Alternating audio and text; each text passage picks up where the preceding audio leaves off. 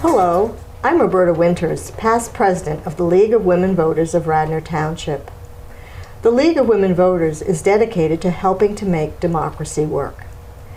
As part of this mission, we want to assure that every eligible voter has the right to use their power to vote in a fair, free, and secure way. This is very important, and with all the talk we've heard recently about things such as voter fraud, lost ballots, missing ballots, election machines being hacked, people who vote wonder, in fact, if their vote will actually count. To help us today, I have invited a student intern. Her name is Dheekshanya. Dheekshanya is learning about cybersecurity and has taught me a whole bunch. But first, I'd like Dheekshanya to tell us a little bit about herself. Dheekshanya, tell us, please. Hi, I'm Dheekshanya Selvan, a rising senior at Radnor High School. I moved here from India 2 years back, specifically South India. And how did you become interested in the topic of cybersecurity? Well, that's a tough question to answer. I have always been interested in computers because my mom is a software engineer, and but I really got into specifics of the computers very recently. I love the way computers work. I really love the programming. I just love it when I crack something. So that's what got me interested in the cybersecurity part of the computers. And just for my sake, and probably the audience, just what is cybersecurity? Well, in layman's terms, it is the protection against people, policies, or technologies that could cause issues to your personal information or your computer system. So, cybersecurity technicians, they protect your data from cyber criminals or hackers that are going to cause damage to your personal information on your computer system. Well, this is a really important matter, and particularly when we talk about safeguarding elections and make sure your identity is safe and that the votes really count and we're not having hacking going on, because we want to make sure our elections are secure. So does anything happen at the federal level to protect our election systems? So the federal government takes all the necessary steps to protect your vote. So maybe a long time back machines could have been the problem, but they're not now. We have replaced all of the old machines with newer machines and technologies and updates. And we didn't stop there. We take several steps to protect our vote. For example, the Election Commission, they have given a specific guidelines that are needed to verify a machine. So all of the machines need to be approved using those standards and guidelines. And the VVSG guidelines that was released by the EAC during 2005. They have been updated in 2021 also. So all of the new machines has to go through these approvals in order to be used for voting. Well, that's good to know that our machines are much better than they used to be. In addition to the Federal Election Commission, does the federal government have any other role in our elections in keeping them safe and secure? The Bureau of Election Security and Technology, the BEST. So some of the key roles of the BEST is to inspect and supervise the technology, for example, like the machines. And they also ensure data integrity to make sure that the data is accurate and it is very protected. And they also develop some secure administrative procedures that are used during the election and voting process. They're used to make sure that we have a smooth voting process. Well, it's really good to know that the federal government is helping to make our elections run smoothly. What about the state? Does the Commonwealth of Pennsylvania have a role in our elections as well? Yes, it does. So the SURE system, it's the statewide uniform registry of electors. So they have the list of all the registered electors in the Pennsylvania state. So, and it is very well protected, and there's going to be updated SURE system next year. Well, many of our voters don't realize that the role that the state plays, but more importantly, they don't understand that, in fact, each county handles the elections. But the state also does other things too, right? Yes. So you want to tell me more about the state before we go into the... Sure. So for example, the state, they select the date of the election, when the election is supposed to happen. They also select the time of the election for a particular state. And they also approve the voting machine. So they have a list of approved voting machines, and the county could select the machine they want. But the state approves all of the voting machines using the guidelines that we talked about, the guidelines given by the VVSG guidelines. And they protect our voting rights, and they also prohibit corrupt practices. Well, I was just reading in the paper today, as I mentioned to you, that there's putting out some new forms at the state level, and the county is very upset about them because they don't like to have changes close to elections that make more work for them and have to change the procedures that they've used for the past few years. So my question to you is, what does the county have to do with all this? So the county selects the place of the elections, where the elections are supposed to happen, and they also choose the machines from the list given by the state. Like I said, the state has a list of approved machines, but the county actually selects the machine they want to use. And they also manage the campaign financing for the county-wide elections. So these are some of the steps that county takes regarding elections. Well, I know when we get the election results, they come in county by county, and we see that across the nation. So our county plays a really important role. Yes. But these machines, now you said to us that the federal government has these guidelines, and they pass them on to the states. Yes. And the states then look at all the machines that the vendors have, and they, in fact, give a number of approved machines. Yes. And then it's up to the county to select the machine. So people who vote in Philadelphia may have a different machine than we use. Or the people in Lower Merion may have a different machine than we use. Yes. But can you tell us a little bit about these machines? Because I know these machines went in about the same time as COVID. People were mailing in their ballots, and some people have never even seen these machines before. So generally there are two types of machines. One is the ballot marking machine, and another one is just the scanner. So in the ballot marking machines, you select your candidate in the screen, and then it prints out your ballot in the form of a barcode. And then you scan it in the same machine. So the issue with this machine would be you never really know if the candidate you chose is what the machine printed out.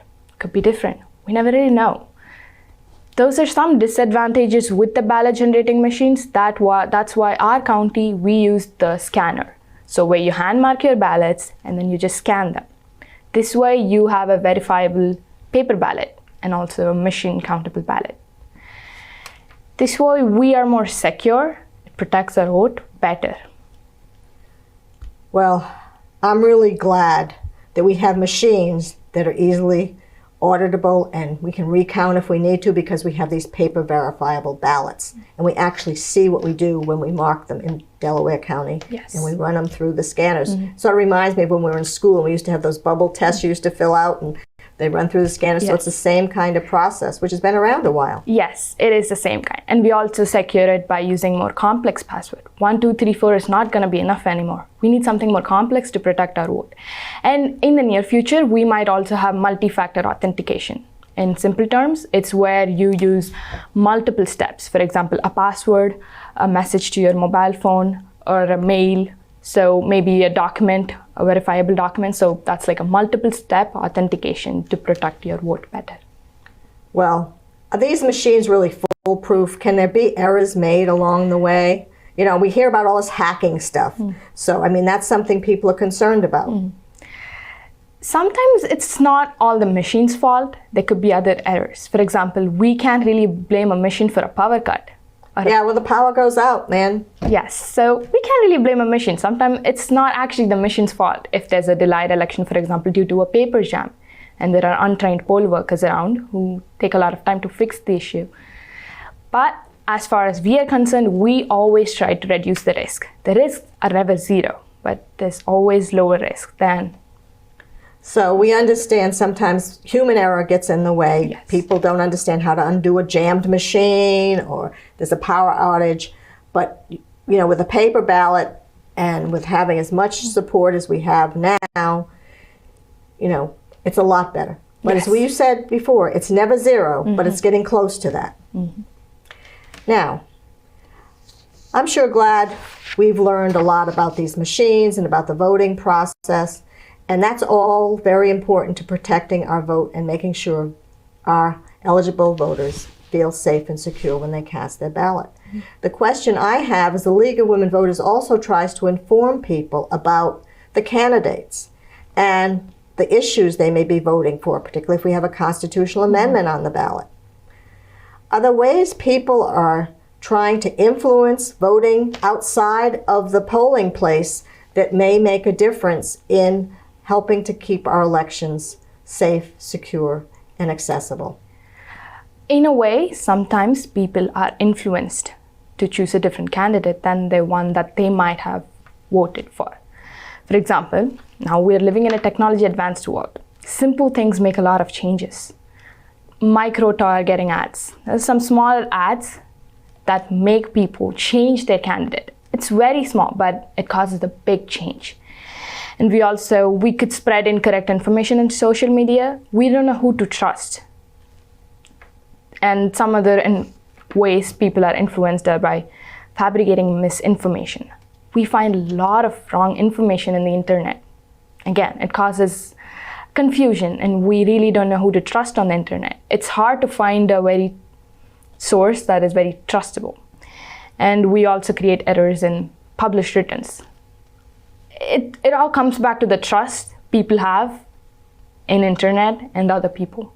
This way we could influence a lot of people in voting for not a wrong candidate, but maybe a different candidate.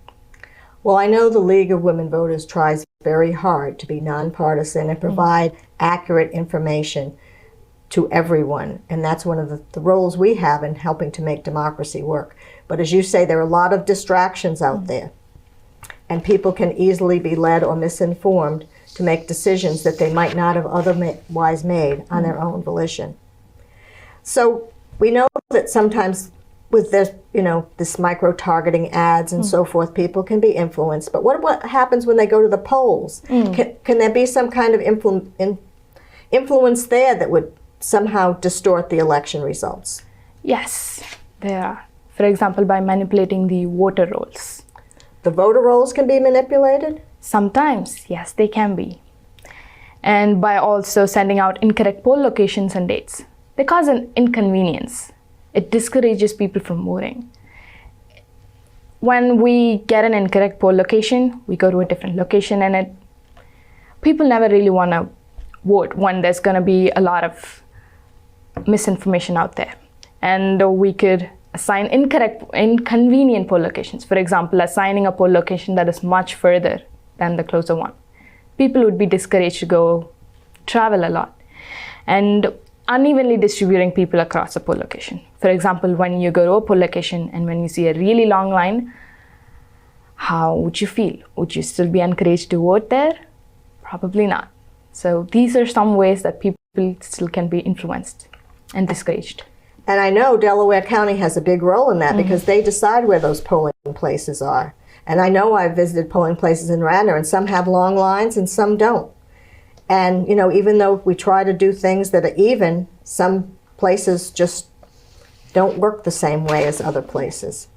And we also know that, that kind of influence is pervasive throughout our country, and it's important that we work together with our local and county officials to try to find the right places for people to vote so that it's convenient and accessible and they don't have to wait all day. So, this is really interesting, Dheekshanya.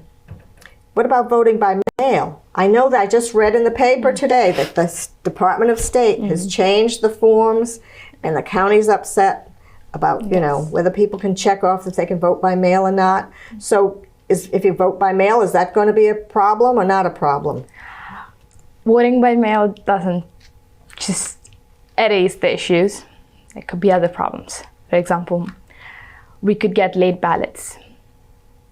A really late ballot and a compressed deadline. For example, if the deadline is tomorrow and if we get the ballots maybe today, It could take some time to fill out the ballot, think about it, and then post it back.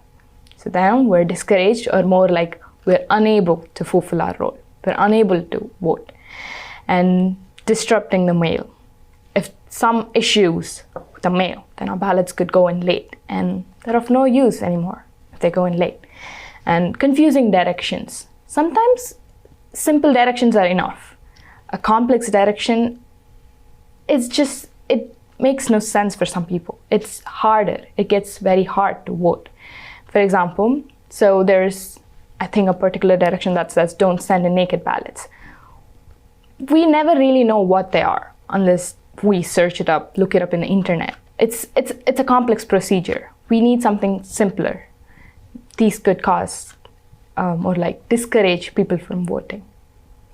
And then some people think, well, I could use a drop box, and is a drop box going to be secure, and who's going to be, there are lots of issues that people bring up to discourage people from voting. Yes. But we have done our best, and I think the cybersecurity experts have done their best to make sure our machines are secure and safe and the process works well from the federal, state, and county-wide views. But at the same point, there seems to be still confusion that's being sown about whether or not your voting counts. So, while our election system is not perfect, we've certainly done a lot to reduce the risks in recent years. And that's in large part to people like you, Dheekshanya, who understand cybersecurity and the potential issues that are involved when we use machines and technology. And by knowing what's possible, we can use that ounce of prevention rather than the pound of cure after it's too late. And I believe that, the League works for those kinds of efforts, as do people like you. Now, our general election is just around the corner. It's November 8th. And I hope those people who are listening today have registered to vote and are making a plan to vote. Now, if you want to be a part of keeping our elections safe and secure, it's important that you consider volunteering as a poll worker, because they can be trained, you can be trained, you can do your job on election day and actually get paid to do it. You have an important part about keeping our elections safe and secure, and making sure that everyone who goes to vote at least uses a provisional ballot before they leave the polling place and not be dissuaded for any reason to cast their vote. Most importantly, everyone needs to be an informed voter. And make that plan. Go to Vote 411. Find out everything you need to know about the election, from where the polling places are, what's located on the ballot, and information about the candidates. It works throughout the country, so if you know someone elsewhere who's a little confused about what's fake and what's real, go to Vote 411. It's your safe League of Women Voters, secure, well-informed, well-planned site. Just put in your address. You'll have an updated ballot put right before you, and you'll understand a little bit about the candidates and what they stand for. And I'd like to thank you, Dheekshanya. Thank you. For clarifying for us today just how our votes are secured and how they are counted. You too can find out more by going to the League of Women Voters websites and join us. We're open, and as Dheekshanya knows, an inclusive group that everyone values equity and inclusion in our membership. Last but not least, we are most grateful to you, our audience, for tuning in to find out more about whether or not your vote counts, and to, of course, our public access station, MLTV Mainline Network. Remember, they are here to inform you about important issues like this. Take time now to plan for the November 8th election. We hope you'll be at the polls.